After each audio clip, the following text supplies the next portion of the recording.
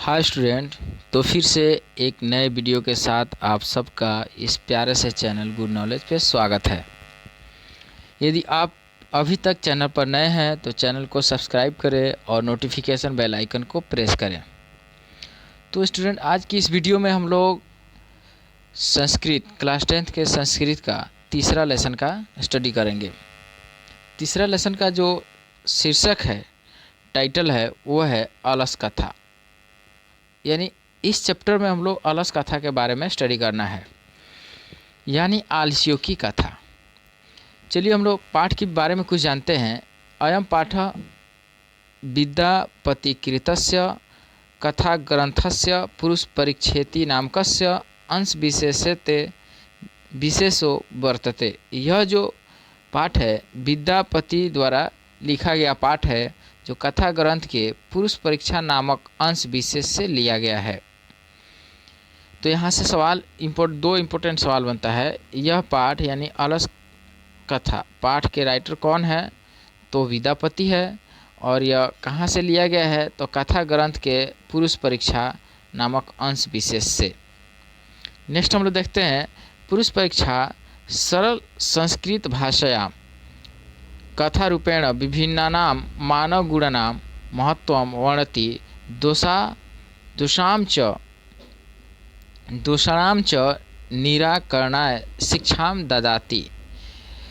यह जो पुरुष परीक्षा जिसका यह अंश है, यह चैप्टर, यह पुरुष परीक्षा का एक अंश है।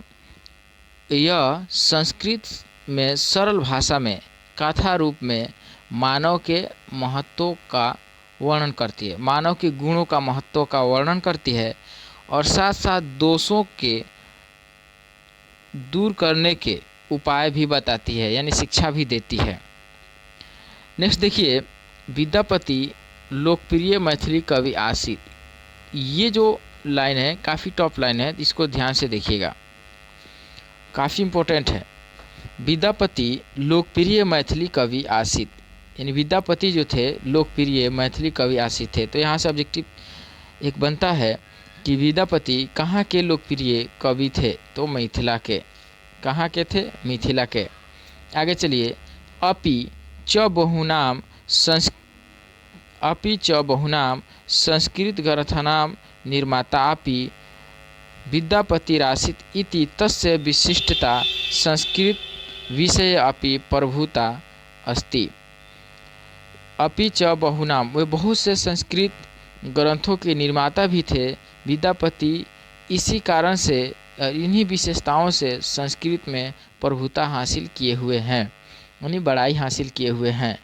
आगे बताया जा रहा है, पाठे अस्मिन् आलस नामकस्य दोषस्य निरूपेण व्यंग्यात्मिका कथा प्रस्तुता विद्यते। नीतिकारा आलस्यम रिपुरूपम मन्यते। यानी कहा जा रहा है, प्रस्तुत पाठ में आलस नामक दोष के निरूपण पर व्यंग रूप में कथा प्रस्तुत किया गया है, यानी आलस को हटाने के लिए उपाय बताया गया व्यंग रूप में। और नीतिकार आलस्यम रिपु रूपम मान्यते, यानी नीतिकार जो लोग हैं वे आलस को रिपु रूप मानते हैं, यानी दुश्मन मानते हैं, शत्रु मानते हैं। ठीक है, तो चलिए आगे देखते हैं हम लोग। इसका यहाँ पर अर्थ दिया गया है। यह पाठ विद्यापति हिंदी में लिखा गया, आप समझ सकते हैं इसको इजी पूर्वक। इसी को जो पढ़ाएं उसी का हिंदी दिया गया है ये सब। यह पाठ विद्यापति रचित कथा ग्रंथ पुरुष परीक्षा नामक ग्रंथ का अंश विशेष है। पुरुष परीक्षा कथा ग्रंथ में मानव गुणों पर प्रकाश डाला गया है और उनके दोषों को दूर करने की शिक्षा भी दी गई है। विद्यापति जो थे मैथिली कवि थे, जो लोकप्रिय थे, और अनेक संस्कृत ग्रंथों के निर्माता भी विद्यापति ही थे। उनके इन्हीं विशेषता के कारण संस्कृत में बहुत से, उनकी विशेषता संस्कृत विषय में भी बहुत है। प्रस्तुत पाठ में आलस्य क्या है? एक दोष है। इसे साबित करने के लिए व्यंग्यात्मक कथा प्रस्तुत किया गया है। नीतिकार लोग जो आलस को क्या मानते हैं? शत्रु मानते हैं। चलिए आगे हम लोग देखते हैं, पाठ स्टार्ट हो रहा है। पाठ की स्टार्टिंग में कहा गया है, आसीत मिथिलायाम वीरेश्वरो नाम मंत्री। ठीक है, देखिए ये वाला लाइन इम्पोर्टेंट है। आसीत मिथिलायाम, मिथिला में थे वीरेश्वरो नाम मंत्री, यानी वीरेश्वर नाम के मंत्री थे। तो यहाँ क्वेश्चन होगा मिथिला में जो मंत्री थे उनका नाम क्या था, तो वीरेश्वर। दूसरा इंपॉर्टेंट क्वेश्चन होगा कि वीरेश्वर कहाँ के मंत्री थे, तो मिथिला के। ठीक है, उसके बाद वीरेश्वर मिथिला के क्या थे, तो मंत्री थे। ये 3 क्वेश्चन यहाँ पर तैयारी होता है। तो स्टूडेंट आप लोग सबसे पहले इसको जब देख रहे हैं तो यहाँ नोट बना लीजिए, इसका सबका नोट्स तैयार कर लीजिए ऑब्जेक्टिव के रूप में। इसका ऑब्जेक्टिव भी कराया जाएगा, लेकिन आप लोग इसको अपने से बनाइएगा तो सबसे बेहतर होगा। चलिए, दूसरी बात, पाठ का ये जो तीसरा पाठ है, हेडिंग अलस का था, इसके पहले लेसन 2 और लेसन 1 जो पढ़ाया गया है उसको भी आप तैयार कर लीजिए प्लेलिस्ट से वीडियो निकाल कर। चलिए आगे देखते हैं। च स्वभावाद दानशील कारुणिकश्च सर्वेभ्यो दुर्गतेभ्यो नाथेभ्यश्च प्रत्यहमिच्छा भोजम दाप्यति। वह जो थे स्वभाव से दानशील थे, करुणिक थे, उनमें करुणा थी, दया थी, सभी दुर्गतियों को यानी सभी दुखी लोगों को प्रतिदिन इच्छा से भोजन देते थे।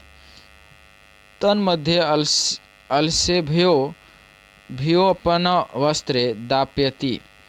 उनमें आलसियों को भी वस्त्र भी देते थे। ठीक है, आलसियों को वस्त्र भी देते थे। चलिए आगे कहा गया है, इसलिए यतः मैंने इसीलिए कहा गया है निर्गतिनाम च सर्वेश। देखिए निर्गतिनाम च सर्वेशम अलसः प्रथमो मतः किंचिम क्षमते कर्तुम जाठ ऋणापि वहीना। यानी निर्गति जो है, यानी निर्गति का मतलब कुछ नहीं करना। सर्वे आलसः प्रथमो मत, यानी सभी आलसियों का पहला विचार होता है निर्गति। यानी आलसी जो है सबसे पहले वे कुछ नहीं करना चाहते हैं, भले ही वे भूख से ही क्यों न परेशान हो, भूखे ही क्यों न रहे। यही कहा गया है निर्गतिनाम च सर्वेश आलसः प्रथमो मतः किंचिम क्षमते कर्तुम जाठरेणापि वहीना। यानी निर्गतियों का प्रथम मत, पहला विचार निर्गति है आलसियों का। वे जो है भूखे रहना पसंद करते हैं, लेकिन कुछ करना पसंद नहीं करते हैं। तो चलिए अभी हम लोग जो संस्कृत का अर्थ समझे हैं उसी का यहाँ पर हिंदी रूपांतरण दिया गया है, आप लोग यहाँ से भी देख सकते हैं। मिथिला में वीरेश्वर नाम का मंत्री था। तो यहाँ मिथिला के मंत्री कौन था, तो वीरेश्वर, या वीरेश्वर मिथिला का कौन था, तो मंत्री, या वीरेश्वर कहाँ का मंत्री था, तो मिथिला के। 3 क्वेश्चन। चलिए आगे देखते हैं। वह स्वभाव से दानी और दयावान था। दानी और दयावान था। ठीक है, वह संकट ग्रंथों तथा अनाथ लोगों को प्रतिदिन इच्छा भर भोजन देता था। वह आलसियों को भी अन्न वस्त्र देता था, क्योंकि दुखी मनुष्यों में पहला स्थान आलसियों का होता है। इनका मुख्य सिद्धांत भूखे रहना अच्छा है, लेकिन कोई काम नहीं करना है। अर्थात आलसी लोग पेट की आग सह लेते हैं, किंतु परिश्रम करना नहीं चाहते हैं।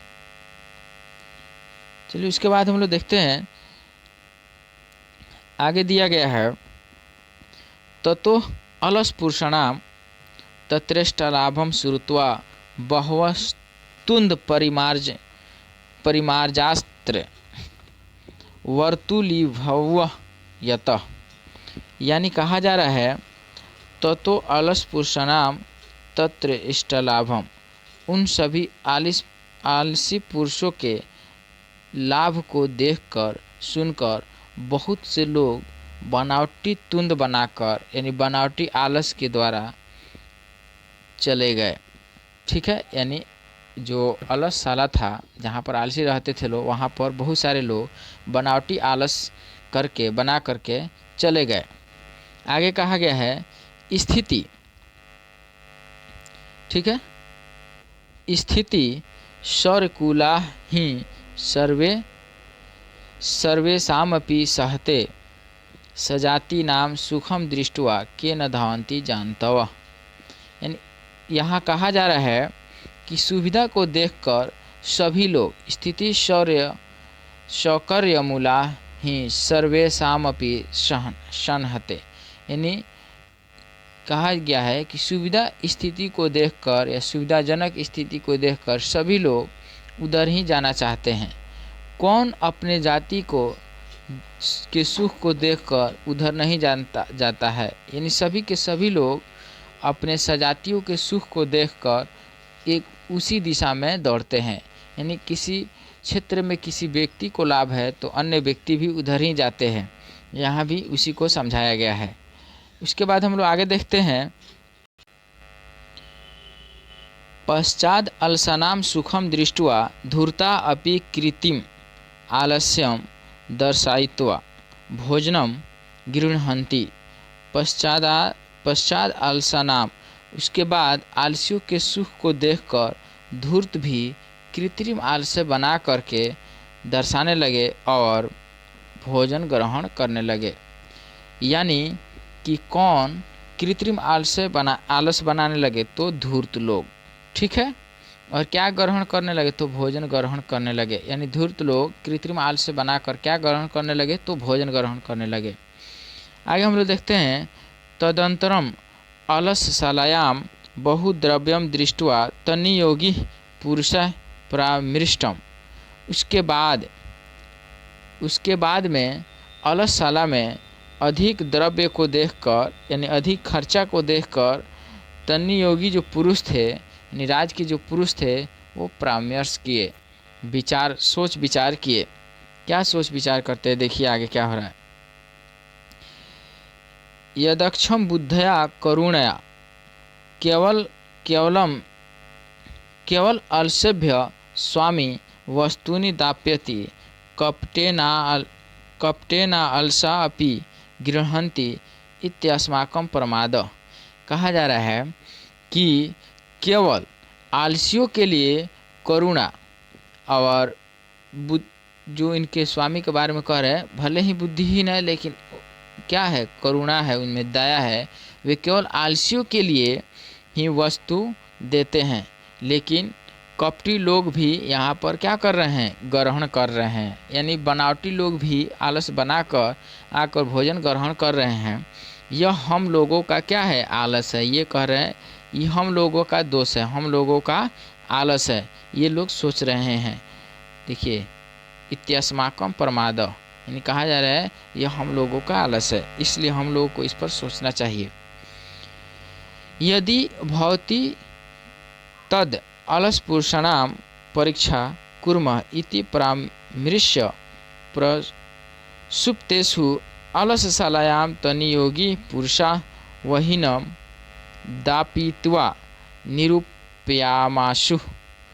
देखिए क्या हो रहा है, यदि उसके बाद में अलस पुरुष की परीक्षा लेने के लिए परामर्श किया गया कि सोए हुए अलसशालायाम में आग लगा दिया जाएगा, ठीक है। यानी सोचा गया कि जब अलसशाला में सब कोई सोया हुआ रहेगा, सभी आलसी रहेंगे, उसी वक्त उसमें आग लगा दिया जाएगा। चलिए अभी जो हम लोग पढ़े हैं उसका हिंदी देख लेते हैं। यहाँ पे दिया हुआ है, कह रहा है बाद में आलसियों का सुख देखकर धूर्त लोग भी बनावटी आलस दिखाकर भोजन करते थे। इसी बीच आलसियों पर अधिक खर्चा देखकर राजपुरुष के द्वारा विचारा गया कि बुद्धि से हीन पर दया करके स्वामी केवल आलसियों को ही वस्तुएं देते हैं, कपट से आलस से हीन भी वस्तुएं पा रहे हैं। यह हमारे लिए आलस है, इसलिए उन आलस्यहीनों की जांच की जाए। ऐसे विचारक सोए अवस्था में आलसियों के घर में आग लगाने पर जांच किया जाएगा। तो ऐसे किया गया। आगे देखते हैं क्या हुआ है। ततो गृह लग्नम प्रवृद्ध मग्निम दृष्ट्वा धूर्ता सर्वे पलायितः। उसके बाद हुआ क्या, घर में आग लगे देखकर सभी के सभी धूर्त भाग गए। ठीक है, तो यहाँ से क्वेश्चन होगा, घर में आग लगे देखकर कौन भाग गए, तो धूर्त लोग यानी होशियार लोग, जो बनावटी तुंद बनाकर, बनावटी आलस बनाकर भोजन ग्रहण कर रहे थे।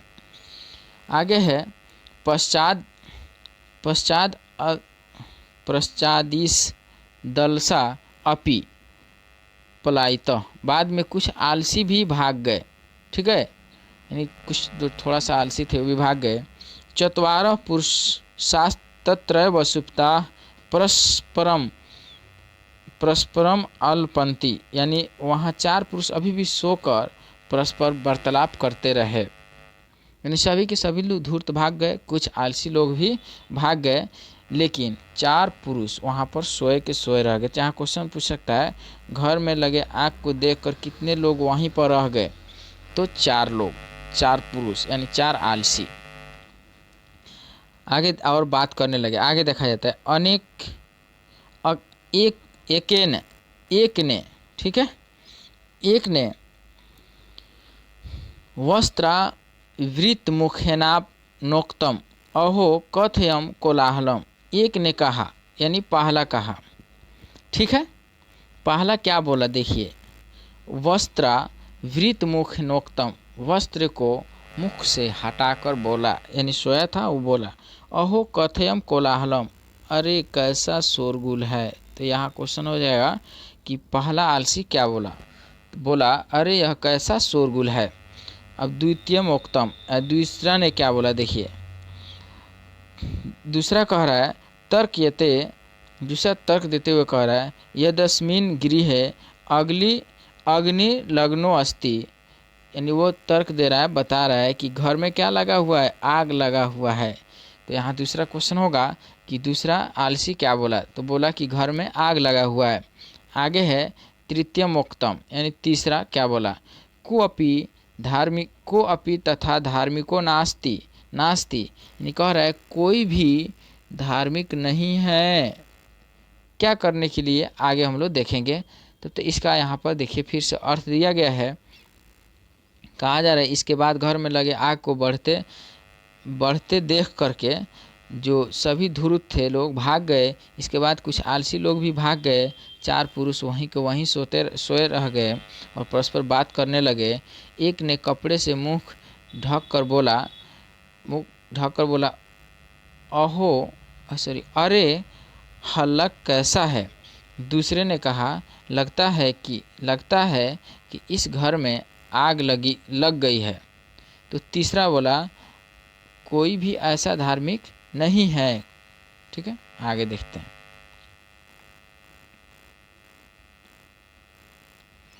आगे कहा जा रहा है य इदानीम जलार्द्रवशोभि कटैर्वासमान प्राविरोति, यानी कह रहा है अरे कोई धार्मिक नहीं है जो जल से भिगोकर, कपड़ा भिगोकर हमको ढक दे, हम लोगों को ढक दे। चतुर्थे नोक्तम, उसके बाद चौथा बोला, देखिए क्या बोला है, अय वचाला, अरे ज़्यादा बोलने वाले, अय वचाला कति वचनानी, क्यों बकवास कर रहे हो, क्यों बोल रहे हो। वक्तुम शक्नोति तुश्रीम कथम न तिष्ठत, कति वचनानी वक्तुम शक्नोति, क्या बकवास कर रहे हो। तुश्रीम कथम न तिष्ठत, शांत क्यों नहीं रहते हो। चारों के बारे में पूछा जा सकता है कि पहला ने क्या बोला, दूसरा आलसी क्या बोला, तीसरा आलसी क्या बोला, चौथा आलसी क्या बोला। तो देखिए हम लोग फिर से एक बार बता देते हैं कि पहला क्या बोला है कि यह कैसा शोरगुल है। तो दूसरा बोला घर में आग लगा है। तीसरा बोला कोई धार्मिक नहीं है जो हम लोग भीगे कपड़े से ढक दे। तो चौथा बोला अरे बकवास क्यों कर रहे हो, शांति से क्यों नहीं सोते हो। ठीक है, आगे देखते हैं हम लोग। आगे कहा जा रहा है ततस्तुरामपि तेषामेव परस्परलापं श्रुत्वा वहिन च प्रवृद्ध मेषामुपरि पतिष्यन्तं दृष्ट्वा नियोगी पुरुषय वर्ध वयम चत्वारो चत्वारो अप अलसा केशवा कृष्य गृहीत्वा गृहाद वही कृता। उसके बाद चारों के परस्पर बात को सुनकर, ठीक है, जो वहाँ पे योगी पुरुष थे, तनि योगी पुरुष थे, वे उनके केस को पकड़ करके, बाल को पकड़ करके खींचते हुए घर से बाहर निकाल दिए। किसके भय से? कि आग से मर न जाए। इसके बाद पश्चातानालोक्य तनि योगी भी पाठितम। उसके बाद कहा जा रहा है पठितम। उसके बाद तनि योगी पुरुष द्वारा कहा गया है। देखिए क्या कहा गया है, यहाँ पर अर्थ दिया गया है। फिर से हम लोग इसका हिंदी भी देख सकते हैं। जो इस समय पानी से भीगे वस्त्रों से या चटाई से हम लोगों को न ढक दे। तीसरा बोला है। तो चौथे ने कहा, अरे बक बक करने वालों, कितनी बातें करते हो, चुप क्यों नहीं रहते हो। तब चारों की आपसी बात सुनकर और उनके ऊपर फैली हुई आग को देखकर नियोगी पुरुष की मृत्यु होने की भय से चारों आलसी को बाल पकड़ करके खींचते हुए बाहर निकाला गया। यहाँ भी क्वेश्चन हो सकता है, चारों पुरुषों को कैसे निकाला गया है? तो क्या करके? बाल पकड़ के निकाला गया है, ठीक है, बाहर निकाल दिया गया। उसके बाद योगी पुरुष कुछ कहते हैं, चलिए देखते हैं क्या कहते हैं। कह रहे हैं, पतिरेव गति स्त्रीणाम बालानाम जननी गति न अलसानाम गति काची लोके कारुणिकम बिना। तो स्टूडेंट देखिए, ये इम्पोर्टेंट है, काफ़ी इम्पोर्टेंट श्लोक दिया गया है यहाँ पे। इसको आप याद कर लीजिएगा नोट करके, ठीक है। ये श्लोक पूछ सकता है आपके बोर्ड के एग्जाम में। ये श्लोक लिख देगा और कहेगा इसका अर्थ लिख है। तो देखिए बहुत इजी है और बहुत इम्पोर्टेंट है। कहा गया है, पतिरेव गति स्त्रीणाम बालानाम जननी गति, यानी स्त्रियों की जो गति है वो पति से होती है, ठीक है। यानी स्त्रियों का देख रेख करने वाला कौन है? उनके पति हैं। बालनाम जननी गति, और बालकों की जो गति है, बच्चों की गति है, वो उनकी जननी से होती है। यानी बालकों की गति किससे होती है? उनकी जननी से, यानी कि माता से। और स्त्रियों की गति किनसे होती है? उनके पति से। तो यहाँ ध्यान देना है। ऑब्जेक्टिव सवाल ऐसे हो सकता है कि स्त्रियों की गति किनके द्वारा होती है? तो पति के द्वारा। और बच्चों की गति किनके द्वारा होता है? तो जननी के द्वारा। यहाँ क्वेश्चन बनता है ऑब्जेक्टिव में, लेकिन ये सब्जेक्टिव में पूछा जाएगा। निम्नलिखित श्लोक का अर्थ लिखे, श्लोक लिख दिया जाएगा। तो हम लोग इसमें देखें कि स्त्रियों की गति, प्रस्तुत श्लोक में कहा गया है कि स्त्रियों की गति उनके पति से होता है और बच्चों की गति उनकी माँ से होता है। आगे देखिए, न अलसनाम गति काची लोके कारुणिकम बिना। उसी तरह से इस संसार में आलसियों की गति कारुणिकम यानी दयावान लोगों के बिना नहीं है। यानी कहा गया है इस श्लोक में कि जो स्त्री है उनकी गति किससे होती है? उनके पति से। उसी तरह से जो बच्चे, उनकी गति किससे होती है? उनकी जननी से। उसी तरह से आलसियों की गति किनसे होती है? कारुणिकम से, यानी दयावान लोगों से। आगे देखिए कहा जा रहा है, तो इसका अर्थ आप लोग लिखकर याद कर लीजिएगा, बहुत इंपॉर्टेंट है। नेक्स्ट कहा गया है, पश्चातेषु चतुर्वर्षेषु ततोप्यधिकतरम वस्तु मंत्री दाप्यामास। कहा गया है कि उसके बाद में चारों पुरुषों को और मंत्री द्वारा और अधिक धन दिया गया, ठीक है। तो ये जो चैप्टर अभी हम लोग कंप्लीट किए, एग्ज़ाम की दृष्टि से काफ़ी इम्पोर्टेंट है। इसमें जो भी नोट्स तैयार करना है आप तैयार कीजिए, ऑब्जेक्टिव तैयार कीजिए। इसके बाद में अगले पार्ट में हम लोग इसका मतलब क्वेश्चन आंसर को देखेंगे। वीडियो को ज़्यादा से ज़्यादा शेयर कीजिए और लाइक करना ना भूलें, साथ में कमेंट भी कीजिए। और